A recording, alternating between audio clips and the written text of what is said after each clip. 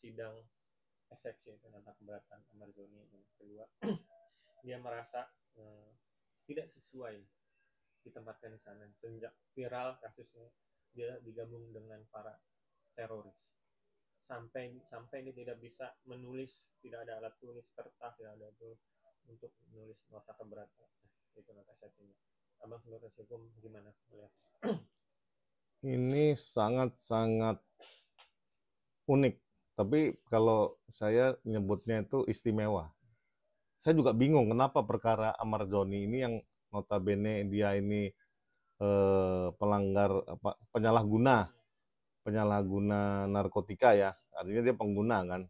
Nah, sekarang dia sudah pas lagi dihukum, menjalani hukuman, dia kena nih pasal 114 nih, pengedar pula kan gitu. Artinya yang harus dipahami para netizen adalah ini Amarjoni adalah terduga pelanggar pidana peredaran narkotika dengan ancaman hukumannya mati. Nah, artinya yang paling tinggi mati maksudnya, bawahnya ada beberapa aja kan gitu. Nah, ini jadi menarik karena kenapa? Belum pernah ya yang namanya disorot sedemikian santernya. Ada warga binaan di lapas yang warga binaan itu artinya dia sedang menjalani hukuman di lembaga pemasyarakatan, ya biar nggak salah ngerti nih. Dia diduga melakukan pelanggaran pidana, notabene pidana yang sama yaitu bukan hanya mengkonsumsi tapi juga mengedarkan. Artinya memang ini istimewa nih si Amarjoni ini. Apakah dia ini merupakan bagian dari kartel internasional atau pengedar yang kelas kakap lainnya? Mungkin pihak lembaga pemasyarakatan jadi terkaget-kaget ya. Karena memang apalagi dia salah satu public figure, jadi rame banget ini. Atau ada dugaan, pasti ada pro dan kontra nih. Atau memang hal ini ditutup supaya ingin menutupi kebusukan bisnis kotor yang ada di lapas. Kan itu yang sebetulnya jadi rame ini urusannya kan.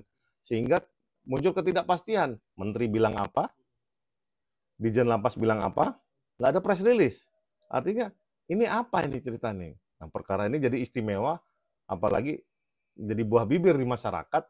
Ada nih yang namanya kehidupan yang aneh-aneh di dalam lembaga pemasyarakatan. Bang, tapi menurut abang sebagai penasihat hukum, apa SOP-nya seperti itu bang? Karena dari keluarga itu, adiknya itu Aditya Zoni mengatakan sampai minum saja, sampai keluar saja ke toilet saja, sampai mata ditutup, terus sampai cuma keluar cuma sejam doang. Terus sama ibu angkatnya juga bilang ini sangat mengganggu psikis mental Amarjoni. Itu bisa depresi karena dia bilang kakinya juga kebas katanya sampai ada itu emang SOP-nya di kampung seperti itu. Gini ya, kalau hat trick itu 3 kali ya. Amarjoni ini 4 kali, berarti apa? Quadrick. Kalau negara beranggapan dia mesti dihukum seberat-beratnya, mungkin itu SOP. Makanya saya nggak ngerti ya, dalam artian saya belum pernah menangani perkara yang sama persis dengan yang Amarjoni alamin. Jadi pengalaman bagus lah untuk PH-nya si Amarjoni. Dan dengan segala kesulitannya, ya harus menjalani ya. Artinya Amarjoni mesti tetap harusnya gagah ya, tegak berdiri bahwa membela diri dia bahwa sebetulnya nggak salah. Tapi ingat Amarjoni, kamu residivis, kamu udah hat-trick. Gimana kamu cerita kamu nggak salah? Nah, hati-hati ngomongnya kan gitu. Artinya memang mesti dicermati bahwa kalau sampai dia terganggu psikisnya apa segala macam, ya itu bagian dari kembali ke pemasyarakatan. Artinya mungkin itu bagian dari dia harus direhabilitasi. Saya nggak ngerti apakah di penjara itu harus kayak hotel, harus dilayani ada butlernya atau dipencet bisa room service.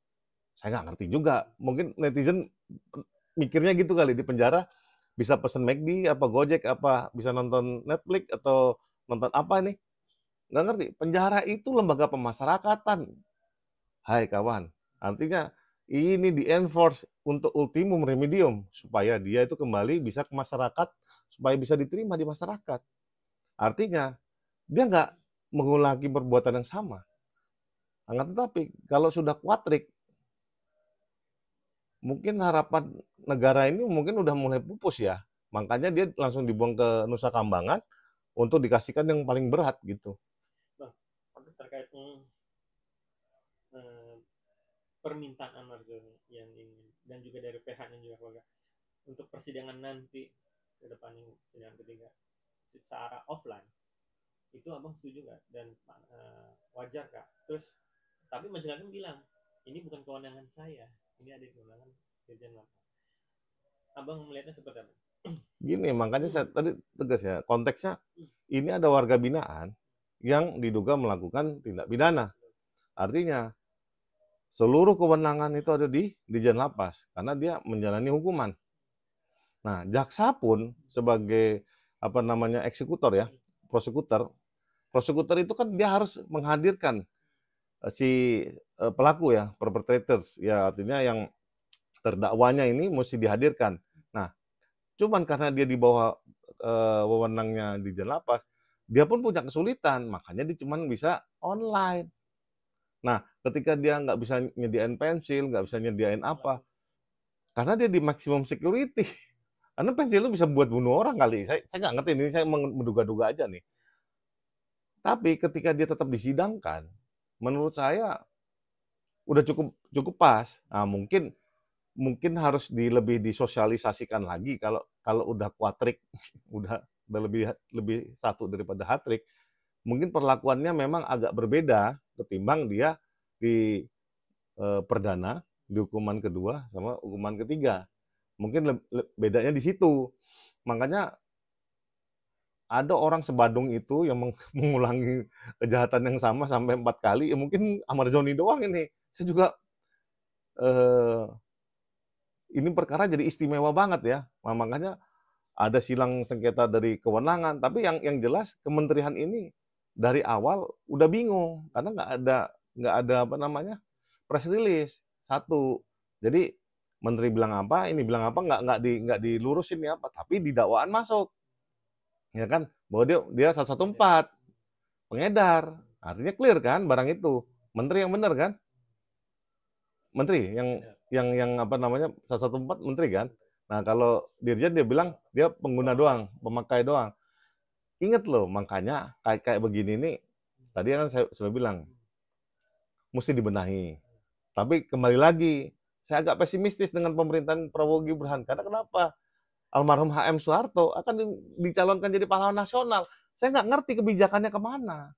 Nah, kalau HM Soeharto aja yang udah telek-telek Super Sema, Yayasan Super Sema di Kemplang berapa triliun, terus dia untuk korupsi yang lain belum sampai dihadiri selesai, dia udah meninggal. Ya berarti kita udah tahu dong pemerintahan ini mau lari kemana, ya abu-abu berarti kan. Nah, tapi jangan pernah putus untuk optimis, karena yang jelas kita kawal terus nih perkaranya Amarzoni supaya terungkap siapa yang berbuat sesuai dengan relnya, siapa yang menceng-menceng nih. Majelis hakim yang ditunjuk pun menurut saya cukup bijaksana. Dan memang dia akhirnya kasih penundaan supaya konsolidasi nih ke pengacaranya.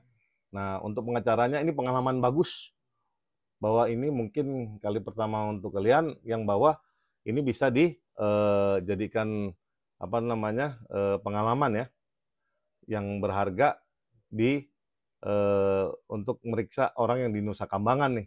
Gimana nih dia mendapatkan informasi yang sebenarnya.